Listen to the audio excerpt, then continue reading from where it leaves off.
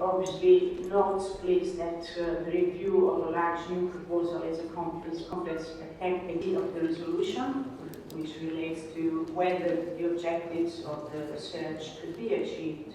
These alternatives are not feasible to either replace or reduce the scale of its decision of the International Court of Justice. Consequently, the estimated sample size were likely to be small. New Zealand, please. Thank you very much, Chair, and I'd just like to thank the Chair of the Scientific Committee for the report on the review of Japan's North Pacific Whaling Programme Japan 2.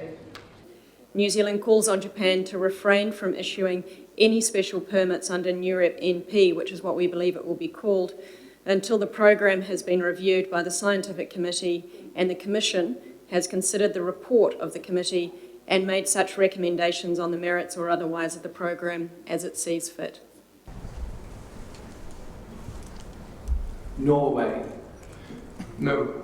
This is a really important point because one of the findings from the ICJ case in 2014 was that the issuing of special permits is not a unilateral matter for states. The Commission actually has a role in looking at those special permits. Unfortunately, we weren't able to reach consensus today.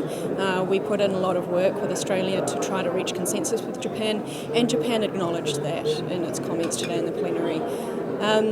Japan voiced its opposition today to the principle that the Commission would have a role in looking at its special permit proposals. But what happened since then is that Japan is more part of the process.